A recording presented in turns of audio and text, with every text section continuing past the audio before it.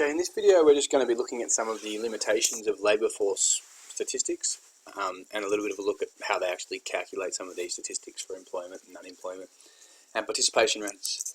The labour force survey, so basically all they do is they go out and they survey about 0.3% of households that make up a representative sample or a cross-section of society.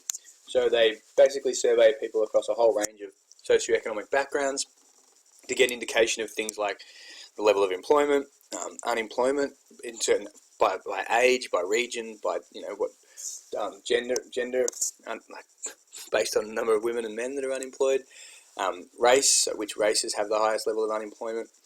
They also have a look at the participation rates for age and gender. So 80% of males looking to be part of the participation or part of the labour force, 60-70% of women part of the labour force, and obviously that percentage of women as part of the labour force has grown in recent years. Causes of unemployment, they also look at how much overtime people are working, job vacancies, and this gives you an indication of sort of the strength of the labour market. So if there's more overtime, indication of a stronger labour market. If there's more job vacancies, again, indication of a stronger labour market. So basically what they do with those statistics is they report the figures in actual numbers and they do it as a percentage of the labour force. So they might say that 513,000 people are unemployed out of a total of a certain amount of the labour force, or they would say 95.3% of the labour force was employed, and that would mean that 4.7% was unemployed. And remember that 95.3% includes anybody that's got a job for more than 1 hour. So it includes all the underemployed people, all the part-time people, because not everyone that's part-time is underemployed. So limitations of the unemployment statistics. Firstly, statistical sampling error. So because it's only a small percentage of households, it's not overly accurate. I mean, 0.3% is a very small sample of a big population. And the other big limitation is the classification of a person as employed is too lenient. You only have to be working 1 hour a week. Therefore, it kind of overstates the level of employment and understates the degree of underemployment. So it basically says that anyone that works over an hour for pay is employed, and therefore it doesn't take into any account the level of underemployment. So what we basically do is we have to calculate the underutilisation rate to get a bit of more of an indication of the level of spare capacity or the inefficiency within the labour market. So all of these people, the unemployed and the underemployed, and remember they're both in the numerator, not just the underemployed, give you an indication of all the people that would like to be working more hours. So these people have a job but would like to work more, the underemployed, and the unemployed who can't work at all, and as a percentage of the labour force. So this is the indication of the level of spare capacity or inefficiency in the labour market. All of those that are not working to their potential. And that's one problem with the measure of unemployment statistics. It doesn't tell us about the level of underutilisation. So how do the definitions of unemployed and employed give a distorted view of labour force underutilisation? The type of question you might get. But first of all, define what it means to be unemployed. You must be actively seeking work.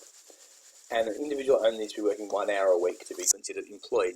So this basically distorts unemployment figures for two reasons. First, underemployment, which means that there's people that would like to work more. And then you've got the hidden unemployment. The unemployment statistics doesn't take out into account all the people that have given up. So there may be individuals who would like to work more than an hour a week and they can't. So that gives us a distorted view. So they're being underutilised or working below their capacity. And there's also those that would like to be working but they've given up. And therefore basically it looks like our unemployment rate's at 5%, but there might be another 3% of people that really want to work but they're not actively seeking work. So our unemployment rate should be higher than what it is, but these people are no longer in the labour force. So why might employment not rise as quick as expected during expansion? Well, rather than employing more workers, we just might increase their hours. So during an expansion, rather than employing more workers, firms might just increase people's hours, and therefore they don't need any more workers.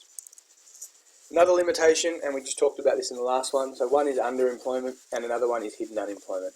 All those potential workers who've given up trying to find work are therefore not classified in the labour force, and that leads to unemployment understating the true level of, well, really unemployment in the living standard in the community.